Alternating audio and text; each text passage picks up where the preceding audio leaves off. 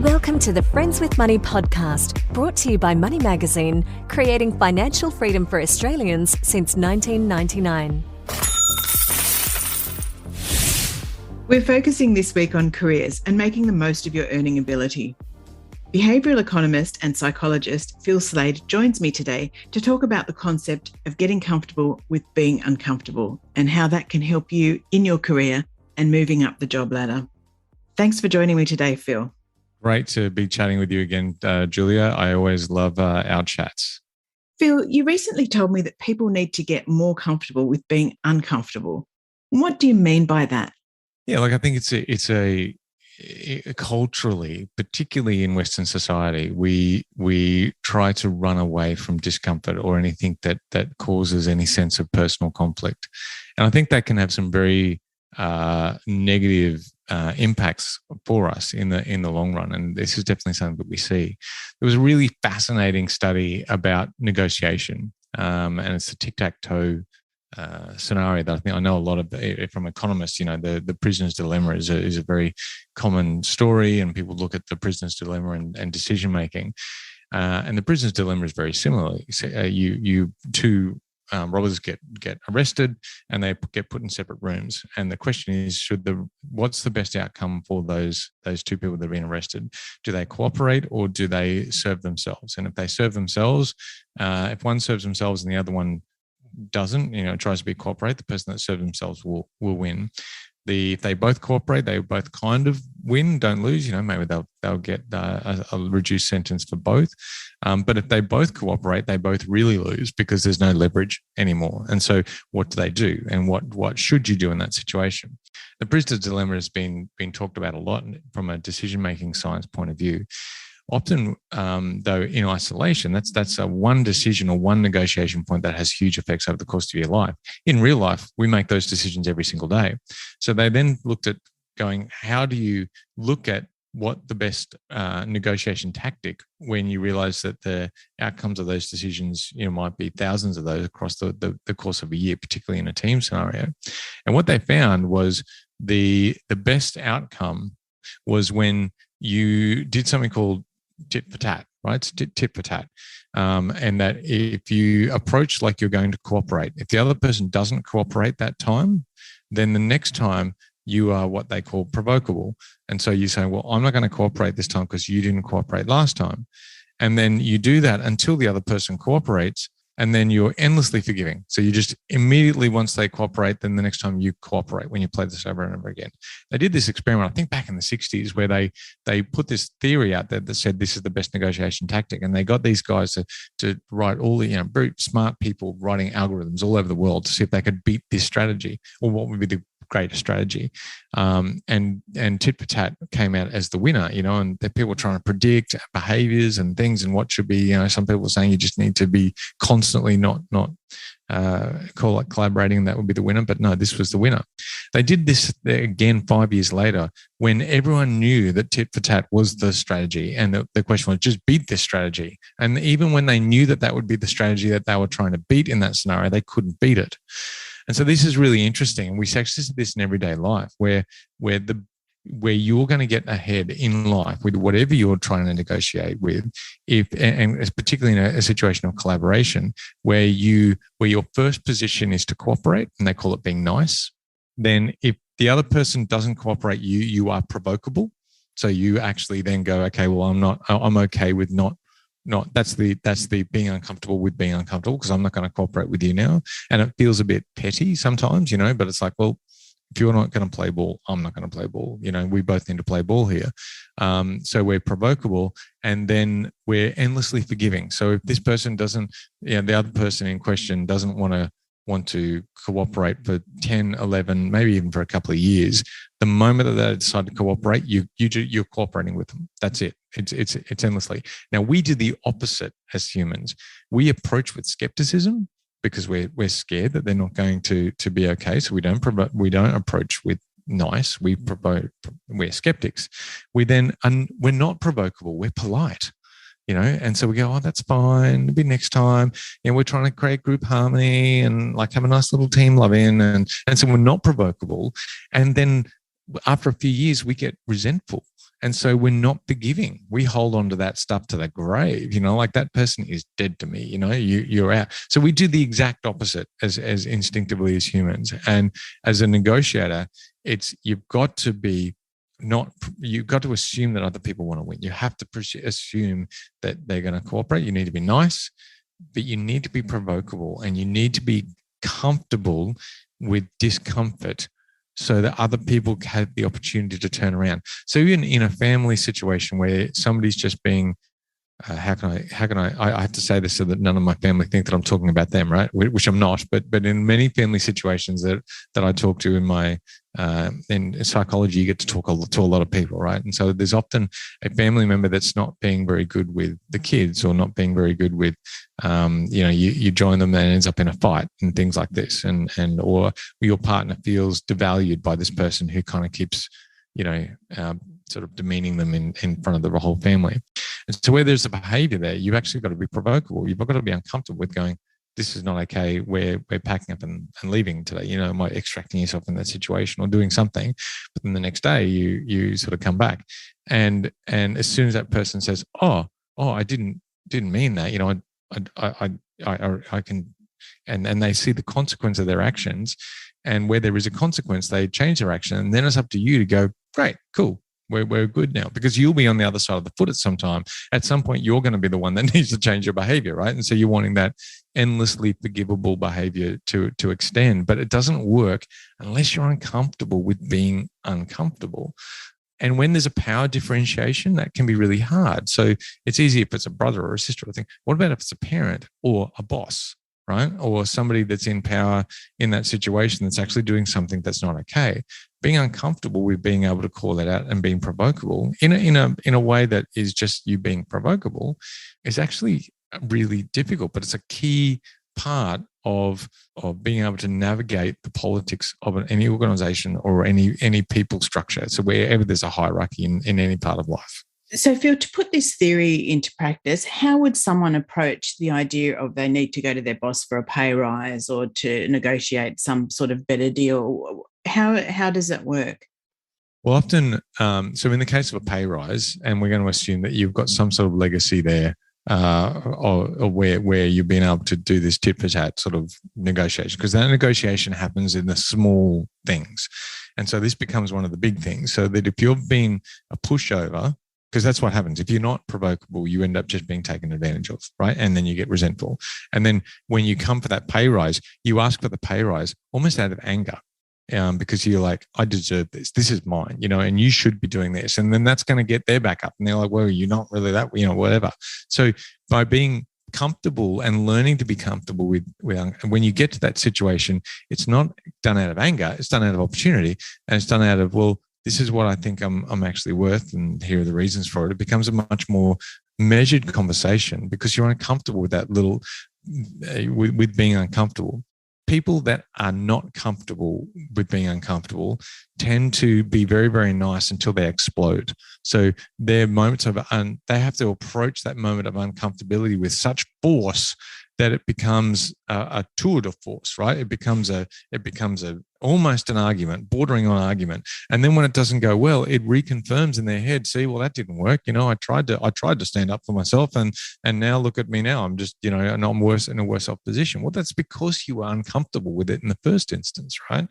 So learning to be more comfortable in uncomfortable moments is going to make you less reactive in those moments. It's going to make you less protective. It's going to make you feel less like your survival instinct is being attacked when you're feeling uncomfortable. So the fear element will go. And without that fear element, you're much better to be able to negotiate or navigate those interpersonal dynamics that can be a bit tricky. So if you're starting a fresh relationship, for instance, and you're going in for a job interview, how do you make sure that you're making the most of, the characteristics that you've described so far?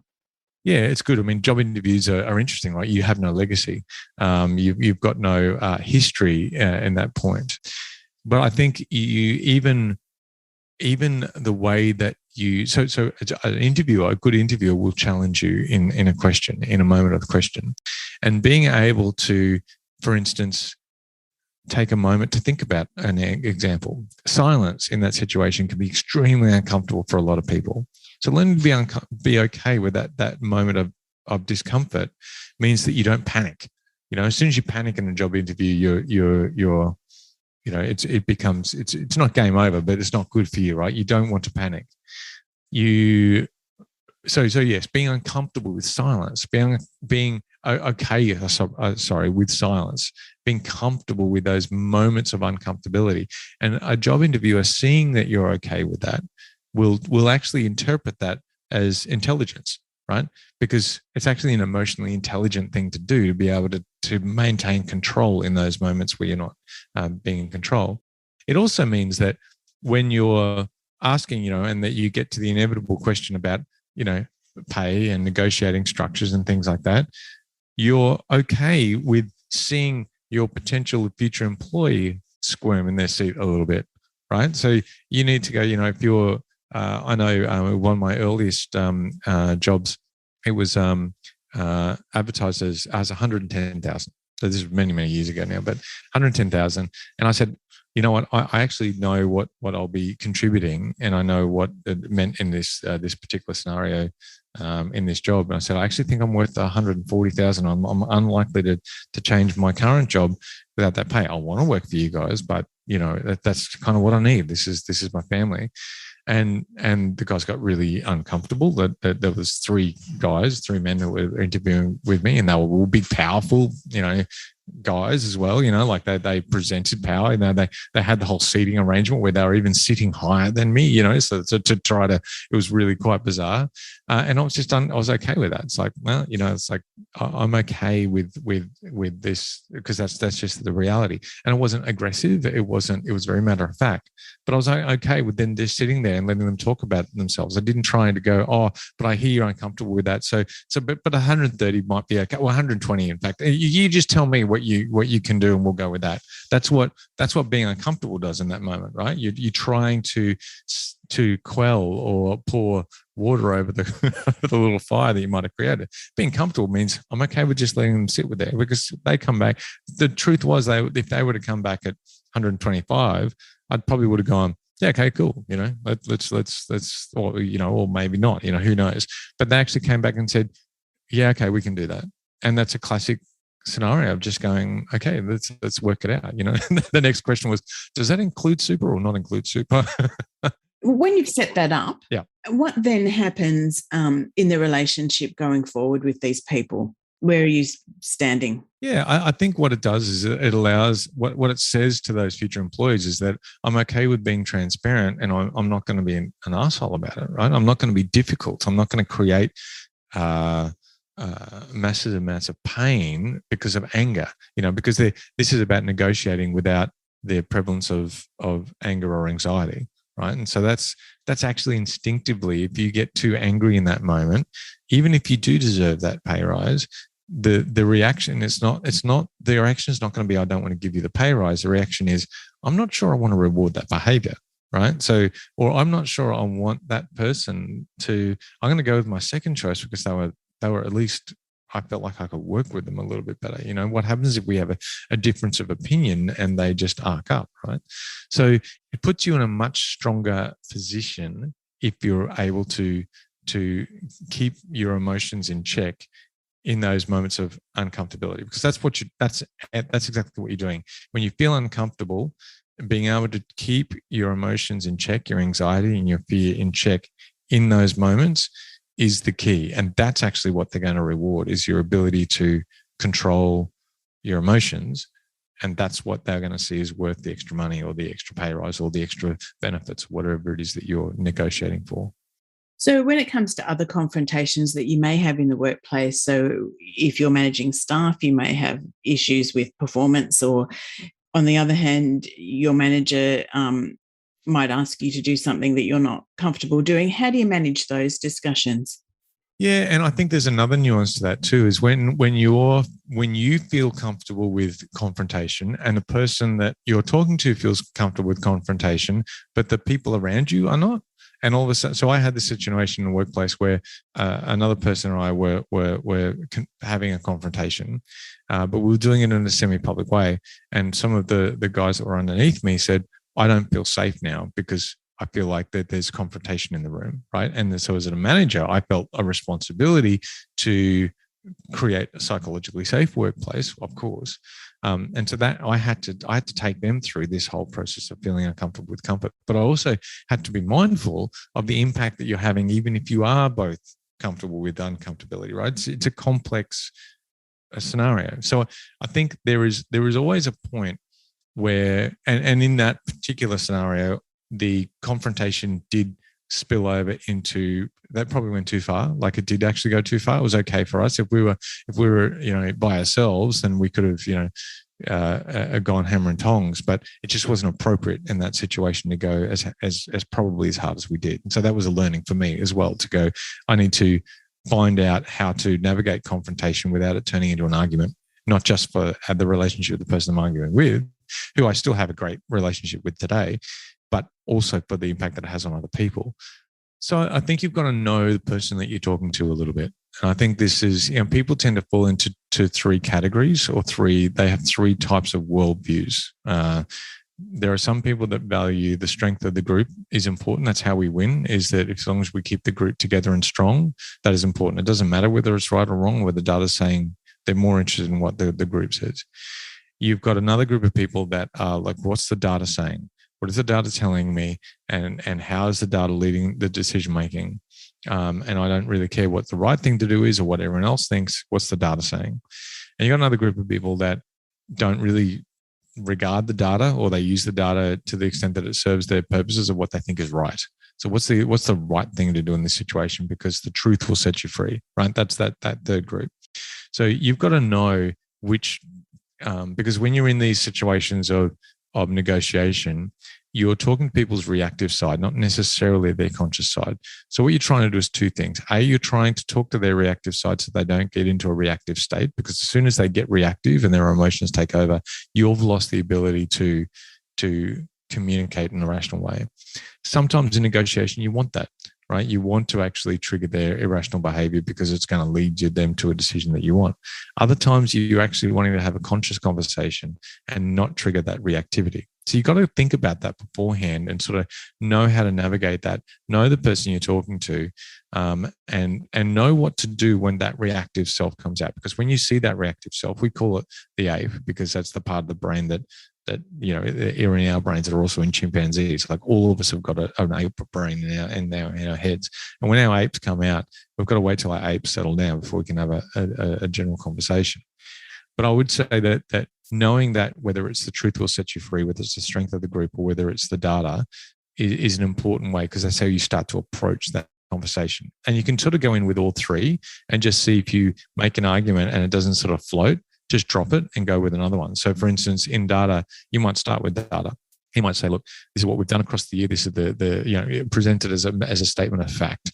And if we do this and I'm worth this because you're still in this sort of money and this will work out well.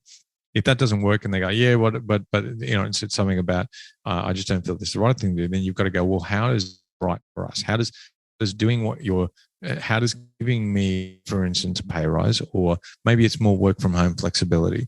How does, let's take flexibility as an example. How does flexibility better align with the company values, better align with what it means to be working for this company, better align and strengthen the identity that sits behind working with this company? That's actually the line of negotiation, not the data that says I'm going to be more productive because I can focus for longer hours and things like that. If it's the strength of the group that's important, neither of those things will really resonate. They'll make sense and they'll go, yeah, I get that, but I'm still not convinced. So with a groupie, as we call them, that's the shorthand for it. And I'm a groupie, so that tends to happen. It's kind of like, how is the group going to better perform with increased flexibility? How is that going to impact the culture of the place in the way that's going to make people stronger, more connected, feel more human, because of the respect and all those sorts of things. And that's where your starting point of negotiation is. So I hope that is an explanation, kind of starts to nuance that that argument a little bit. And you've got to do your homework, right? You've got to go into these conversations knowing, sort of having thought through those different arguments so that you can then pull it out as appropriate. And it could be a 2-minute conversation. It could be a half-hour conversation. It could be a 3-day negotiation. Who knows? But this is the point. So part of the homework, I guess, is, as you say, if you know the person, you try and figure out what their next move will be after you present whatever it is that you're going to present to them. Yeah, and it's not just hammering your presentation again if it didn't land well the first time. Like if it didn't land well, yes, it might be that you didn't articulate it, but it's kind of like if a person is deaf, speaking louder isn't going to help.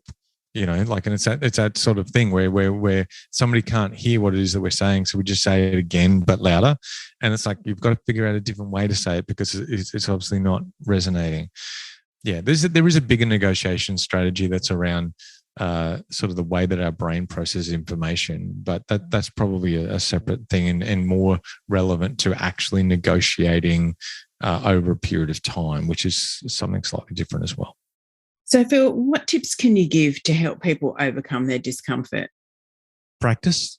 I think practicing in small ways. So whenever you've got a situation where you feel it isn't in your interests in a way or doesn't serve the interests of the group, and it can be with your kids, it can be with your partner, it can be with your parents, it can be with your friends or your work colleagues. It can be as simple as going, they all want to go in for beers and burger for lunch, and you're like, actually, I don't, I'm on a diet, can we do something else? It can be as simple as that, and being comfortable with that level of annoyance that someone else gets a bit annoyed, or they'll say, you don't need that, whatever. So it just start small and realize that being uncomfortable isn't always the worst thing to do, and you practice it like anything in life.